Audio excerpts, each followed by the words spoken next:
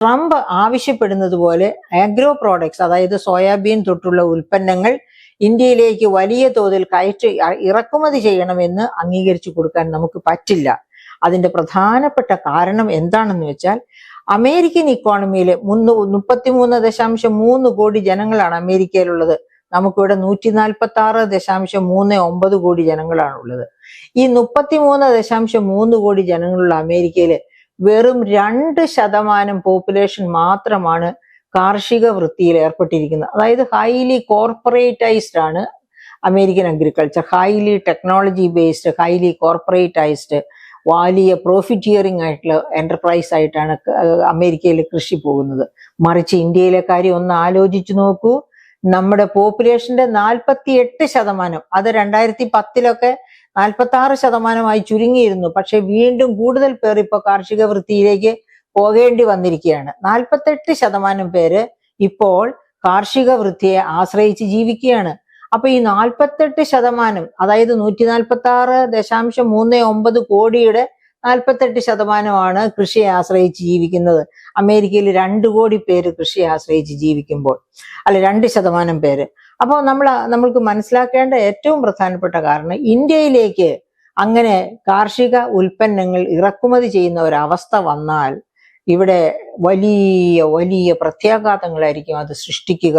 കാരണം നമുക്കറിയാം, 2018-19 ഇലക്ഷന്റെ ഏകദേശം അടുപ്പിച്ചുള്ള കാലത്താണെന്ന് തോന്നുന്നു, 800 ദിവസത്തിലധികം നീണ്ട കാർഷിക സമരത്തിന് സാക്ഷ്യം വഹിച്ച BJP ഗവൺമെന്റിന് നന്നായിട്ട് അറിയാം, കർഷകരോട് കളിച്ചാൽ, അതായത് കർഷകർക്ക് ഇപ്പോഴുള്ളതിനേക്കാൾ മോശപ്പെട്ട ഒരവസ്ഥ സൃഷ്ടിക്കപ്പെടുന്നു എന്ന് വന്നാൽ എന്തായിരിക്കും ഇന്ത്യയിൽ സംഭവിക്കുക എന്ന് നന്നായിട്ട് അറിയാം. അതുകൊണ്ടാണ് ഒരു കാരണവശാലും ഈ പറയപ്പെട്ട സോയാബീൻ പോലെയുള്ള അഗ്രികൾച്ചറൽ പ്രോഡക്ട്സ് ഇന്ത്യയിലേക്ക് ഡംപ് ചെയ്യാൻ, അതായത് കോസ്റ്റ് ഓഫ് പ്രൊഡക്ഷനേക്കാളൊക്കെ വില കുറച്ച് ഇവിടെ വിൽക്കാൻ തയ്യാറാണ്. പക്ഷെ അങ്ങനെ പോലും വാങ്ങിക്കാൻ തയ്യാറാകാത്തത്, ഇവിടെ ആ ഉൽപ്പന്നം വരുമ്പോൾ എന്താ സംഭവിക്കുക? അവിടെ ഉൽപാദന ചെലവിലും കുറഞ്ഞ വിലയിൽ ഇവിടെ സാധനങ്ങൾ ലഭ്യമാകുമ്പോൾ അമേരിക്കയിൽ ഇറക്കുമതി ചെയ്ത സോയാബീനും മറ്റു ഉൽപ്പന്നങ്ങളും ഒക്കെ ഇന്ത്യക്കാർ വളരെ സന്തോഷപൂർവ്വം കൺസ്യൂമേഴ്സ് വാങ്ങും. അപ്പോൾ ഇന്ത്യക്കാർ ഉൽപ്പാദിപ്പിച്ച ഉൽപ്പന്നത്തിനാണ് വിപണി നഷ്ടമാവുക. ഇന്ത്യക്കാരായ കർഷകരാണ് നഷ്ടക്കച്ചവടത്തിലെത്തുക, അതായത് അവർക്ക് നെൽക്കക്കള്ളി ഇല്ലാത്തൊരവസ്ഥയിലേക്ക് അവർ തള്ളിയിടപ്പെടും. അതുകൊണ്ടാണ് അത് അപകടകരമാണ് എന്ന് മനസ്സിലാക്കിക്കൊണ്ട്, അപ്പൊ എന്താണ് നമ്മുടെ ഡിപ്ലോമാറ്റ്സ് ചെയ്യേണ്ടത്? നമ്മുടെ ഡിപ്ലോമാറ്റ്സ് അവരുടെ ഡിപ്ലോമസി ഉപയോഗിച്ചുകൊണ്ട് തന്നെ ഇത്തരം കാര്യങ്ങൾ കൃത്യമായിട്ട് പറഞ്ഞു കൊടുക്കുകയും, എന്നിട്ട് അതുകൊണ്ടും ഈ നമ്മുടെ തീരുവ 25%, അതിന്റെ 100% ടാരിഫ് എന്നാണ്, പീനൽ ടാരിഫ് എന്നാണ് ട്രംപ് പറഞ്ഞിരിക്കുന്നത്. എന്ന് വെച്ചാല് 25%-ന്റെ 100% എന്ന് പറഞ്ഞാൽ അനദർ 25%. അപ്പൊ നമുക്കൊരു 50% താരിഫ് അഥവാ പീനൽ റേറ്റ്, പിന്നെ ഇറക്കുമതി ചുങ്കം കൊടുക്കേണ്ടി വരും. അങ്ങനെ കൊടുക്കേണ്ടി വരുമ്പോൾ നമ്മുടെ കർഷകർക്ക്, നമ്മുടെ സമുദ്രോൽപ്പന്നങ്ങൾ ഉണ്ടാക്കുന്നവർക്കാകട്ടെ, നമ്മുടെ ടെക്സ്റ്റൈൽ ഓണേഴ്സിനാകട്ടെ, അതായത് നമ്മുടെ ഇവിടെ നിന്ന് അങ്ങോട്ട് കൊണ്ടുപോകുന്ന ഉൽപ്പന്നങ്ങള്, അതായത് നമ്മുടെ ജ്വല്ലറി, അതുപോലെ chemicals, steel, aluminium, textiles, plastics, rubber, ഇങ്ങനെയുള്ള ഇലക്ട്രോണിക് ആൻഡ് കൺസ്യൂമർ ഐറ്റംസ്, ഇതൊക്കെയാണ്. പിന്നെ ജെംസ് ആൻഡ് ജ്വല്ലറി, ഏറ്റവും പ്രധാനമായിട്ടുള്ളത് ജെംസ് ആൻഡ് ജ്വല്ലറി, ഇങ്ങനെയുള്ള ഉൽപ്പന്നങ്ങളൊക്കെയാണ്. അപ്പൊ ഈ ഉൽപ്പന്നങ്ങളെ എങ്ങനെ നമുക്ക് സംരക്ഷിക്കാം? ഈ ഉൽപ്പന്നങ്ങളെ നമുക്ക് സംരക്ഷിക്കാനുള്ള ഒരു പ്രധാന മാർഗം, ഗവൺമെന്റ് ഓഫ് ഇന്ത്യ വിചാരിച്ചാൽ ഒരു പരിധി വരെ ഈ ചുങ്കത്തിന്റെ ഒരു ഭാഗം സബ്സിഡൈസ് ചെയ്യുക. അതായത് അതായത് എക്സ്പോർട്ടേഴ്സിന് സബ്സിഡി കൊടുത്തുകൊണ്ട് അവരെ സഹായിക്കുക. അപ്പൊ അധിക ചുങ്കത്തിന്റെ ഒരു ഭാഗം ഗവൺമെന്റ് തന്നെ അബ്സോർബ് ചെയ്യും, ഏറ്റെടുക്കുന്നു. ഇനി മറിച്ച് ഈ വില കുറച്ച് തന്നെ അമേരിക്കയിലേക്ക് കയറ്റി അയക്കുക. പക്ഷെ ഇന്ത്യൻ വിപണിയിൽ അതിന് അനുകൂലമായിട്ട് കുറച്ചുകൂടി ഉയർന്ന വില ഈടാക്കാനായിട്ട് ശ്രമിക്കുക. അങ്ങനെ പിന്നെ മൂന്നാമത് ഡിപ്ലോമാറ്റിക് ചാനലിൽ കാര്യങ്ങളൊക്കെ സംസാരിച്ച് സൗഹൃദപരമായ രീതിയിൽ, അതായത് അമേരിക്കയിലെ ട്രംപ് മാത്രമല്ല ഉള്ള ഒരുപാട്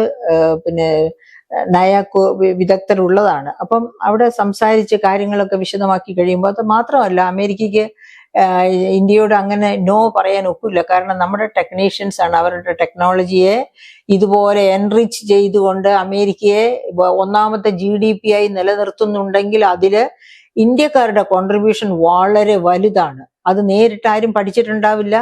അഥവാ പഠിച്ചിട്ടുണ്ടെങ്കിലും പുറത്ത് പറയുന്നുണ്ടാവില്ല. അങ്ങനെയുള്ള കോൺട്രിബ്യൂഷൻ നടത്തുന്ന, അതായത് ടെക്നോളജി ലെവലിലാകട്ടെ ഏത് ലെവലിലും വലിയ കോൺട്രിബ്യൂഷൻ ഇന്ത്യൻ ടെക്നോക്രാറ്റ്സിന്റെയും ഇന്ത്യൻ ഇന്റലക്ച്വൽസിന്റെയും അമേരിക്കയിൽ ഉണ്ട്. അത് കണ്ണടയ്ക്കാൻ ട്രംപ് ഒരുപക്ഷെ മണ്ടനായിട്ട് അത് കണ്ണടച്ചെന്ന് വരും, അതായത് അത് കണ്ടില്ലെന്ന് നടിച്ചെന്നിരിക്കും. പക്ഷെ അവിടെ എലൺ മസ്കിനെ പോലെ ബുദ്ധിയുള്ളവരുണ്ട്. അപ്പൊ അങ്ങനെയുള്ളവരുള്ളപ്പോൾ തീർച്ചയായിട്ടും ഇന്ത്യയുമായിട്ട് ഗുസ്തി പിടിച്ച് പിണങ്ങി പിരിഞ്ഞു കളയാം എന്ന് പറയില്ല. പിന്നെ ഇന്ത്യക്കാർ ചെയ്യാത്ത മറ്റൊരു കാര്യം, ട്രംപിന് നോബൽ പ്രൈസ് സമാധാനത്തിന് കൊടുക്കണമെന്ന് പറയുക, ട്രംപിനെ വിശുദ്ധനാക്കണമെന്ന് പറയുക. അത്തരം വങ്കത്തരങ്ങളൊന്നും ഇന്ത്യക്കാരുടെ ഭാഗത്ത് നിന്ന്, ഇന്ത്യൻ ഡിപ്ലോമാറ്റ്സിന്റെ ഭാഗത്ത് നിന്നോ ഇന്ത്യൻ ഭരണകൂടത്തിന്റെ ഭാഗത്ത് നിന്നോ ഉണ്ടാവില്ല. ഉള്ളതുപോലെ പറയാൻ ചങ്കൂറ്റം കുറവാണ്. എങ്കിൽ പോലും വെറുതെ മടക്കുന്ന, നടുവ് വളയ്ക്കുന്ന അത്ര വില കുറഞ്ഞവരല്ല ഇന്ത്യൻ നേതാക്കന്മാരെന്ന് ട്രംപ് ഒരു പക്ഷേ മനസ്സിലാക്കിയിട്ടുണ്ടാകും എന്ന് വേണം കരുതാൻ. പക്ഷെ അതിൽ അത്ര വിശ്വസിക്കേണ്ട. നമ്മൾ ഒന്നാം ഭരണകാലത്ത് ട്രംപ് ഇന്ത്യയിൽ വന്നപ്പോൾ നമ്മുടെ എന്താ പറയുക, ഈ പറയപ്പെട്ട പാവപ്പെട്ടവർ താമസിക്കുന്ന മേഖലകളൊക്കെ വലിയ മതില് കെട്ടി മറച്ച്, അതായത് അത്തരം മേഖലകളൊന്നും കാണണ്ട ട്രംപ് എന്ന് വിചാരിച്ച് അവരുടെയൊക്കെ സഞ്ചാര സ്വാതന്ത്ര്യം പോലും ഹനിച്ച രാജ്യമാണ് ഇന്ത്യ. അതൊക്കെ നമ്മൾ മറന്നുകൂടാ. പക്ഷേ എങ്കിൽ പോലും മടക്കുന്നതിന്, നടുവ് വളയ്ക്കുന്നതിന് ഒരു പരിധിയുണ്ട് എന്ന് വിശ്വസിക്കുന്നവരായിരിക്കണം ഇന്ത്യക്കാർ. എന്തായാലും അപ്പോൾ ട്രംപിനെ ഡിപ്ലോമാറ്റിക് ലെവലിൽ നമുക്ക് കുറച്ച് താഴേക്ക് സൗഹൃദത്തിലേക്ക് കൊണ്ടുവരാൻ പറ്റും. ട്രംപിന്റെ ആ ചുങ്കം കുറച്ച് കൊണ്ടുവരാൻ പറ്റും. പിന്നെ നമ്മൾ ഓർത്തിരിക്കേണ്ട കാര്യം, ട്രംപ് എവിടെയൊക്കെ ചുങ്കം ഏർപ്പെടുത്തിയിട്ടുണ്ടോ ആ രാജ്യങ്ങളൊക്കെ തന്നെ ഇന്ത്യയിൽ കണ്ണു നട്ടിരിക്കുകയാണ്. കാരണം അമേരിക്കയിലേക്ക് കയറ്റി അയക്കാത്തതിന് ഒരു നല്ല വിപണി ഇന്ത്യൻ വിപണിയാണ്. ഇവിടെ ഉയർന്നു വരുന്ന ഒരു വലിയ ഉപഭോക്തൃ നിര തന്നെയുണ്ട്. വലിയ വിപണി എന്ന് മാത്രമല്ല, ആ വിപണിയിൽ തന്നെ ഇൻകം ഡിസ്പാരിറ്റി വളരെ വലുതാണ് ഇന്ത്യൻ വിപണിയിൽ. അതായത് ഒരുപാട് പേർക്കറിയാം സാമ്പത്തിക അന്തരം ഇന്ത്യയിൽ വർദ്ധിച്ചു വരികയാണ്. തോമസ് പിക്കറ്റിയുടെ പഠനം തന്നെയുണ്ട്. 1921 മുതൽ 2021 വരെയുള്ള 100 വർഷക്കാലം എടുത്ത് തോമസ് പിക്കറ്റ് പഠിച്ചു ഇന്ത്യയിലെ അസമത്വത്തെ പറ്റി. എന്നിട്ട് അദ്ദേഹം പറഞ്ഞ 2014 മുതൽ 2021 വരെയുള്ള കാലത്ത് 1921 കൂടുതൽ അസമത്വം ഇന്ത്യയിൽ വളർന്നു എന്നാണ്. അസമത്വം വളരുക എന്ന് പറഞ്ഞാൽ എന്താണ് അതിന്റെ അർത്ഥം? പണക്കാരൻ കൂടുതൽ പണക്കാരനാകുന്നു, പാവങ്ങൾ കൂടുതൽ പാവങ്ങളാകുന്നു.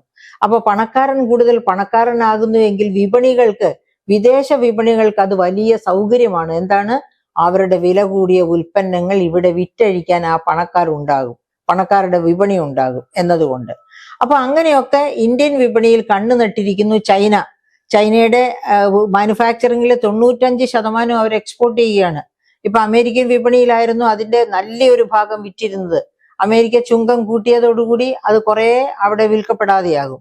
അങ്ങനെയാകുമ്പോൾ അവർ വേറെ വിപണി നോക്കിക്കൊണ്ടിരിക്കുന്നു. അത് ഏറ്റവും പ്രധാനപ്പെട്ട വിപണി ഇന്ത്യ തന്നെയായിരിക്കും. അതുപോലെ തന്നെ ബംഗ്ലാദേശിന്റെ കാര്യം എടുക്കാം.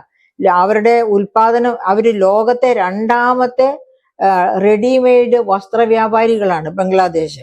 ആ ബംഗ്ലാദേശും കണ്ണു നട്ടിരിക്കുന്നത് ട്രംപിന്റെ തീരുവ കൂടുന്നതോടെ കണ്ണു നട്ടിരിക്കുന്നത് ഇന്ത്യ പോലെയുള്ള മറ്റു രാജ്യങ്ങളിലേക്കാണ്. അതായത് വിപണി വൈപുല്യമുള്ള രാജ്യങ്ങളിലേക്കാണ്. അങ്ങനെ ഇന്തോനേഷ്യ ആണെങ്കിൽ ഇലക്ട്രോണിക് ഗുഡ്സിന്റെ എക്സ്പോർട്ടിന് വേണ്ടി നോക്കി. അങ്ങനെ ലോകരാജ്യങ്ങളെല്ലാം തന്നെ എവിടെ പുതിയ വിപണി കിട്ടും? കാരണം ഈ ട്രംപ് വന്ന് ആകെപ്പാടെ വെള്ളം കലക്കിയിരിക്കുകയാണ്. അപ്പൊ ആ കലക്ക വെള്ളത്തിൽ നിന്ന് മീൻ പിടിക്കാൻ എങ്ങനെ കഴിയുമെന്ന് എല്ലാ ലോകരാജ്യങ്ങളും നോക്കിക്കൊണ്ടിരിക്കുകയാണ്. അതിനിടയ്ക്കാണ് നമ്മൾ പെട്ടിരിക്കുന്നത്. അപ്പം നമുക്ക് ഡിപ്ലോമാറ്റിക് ചാനല്, അതുപോലെ ഗവൺമെന്റ് ഓഫ് ഇന്ത്യ തന്നെ പിന്നെ ഈ പറയപ്പെട്ട തീരുവ കുറച്ച് അബ്സോർബ് ചെയ്ത് എക്സ്പോർട്ടേഴ്സിനെ സഹായിക്കുക.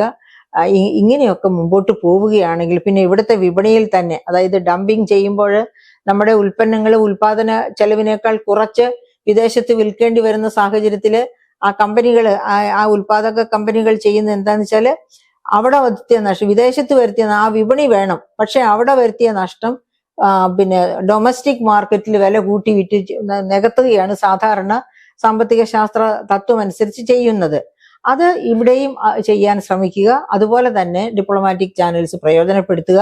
അങ്ങനെയൊക്കെ ട്രംപിന്റെ ഈ മാഗ, അതുപോലെ തന്നെ അമേരിക്കൻ ഡോളർ ഫസ്റ്റ് എന്നൊക്കെയുള്ള മുദ്രാവാക്യങ്ങൾക്ക് വളരെ പതുക്കെ ചെറുക്കുന്നു എന്ന് തോന്നാത്ത രീതിയിൽ ചെറുത്ത് തോൽപ്പിച്ച് നമ്മുടെ താല്പര്യങ്ങൾ സംരക്ഷിക്കാൻ നമ്മുടെ ഡിപ്ലോമാറ്റ്സിന് കഴിയണം. അതിലാണ് ഇന്ത്യയുടെ വിജയം നിലകൊള്ളുന്നത്.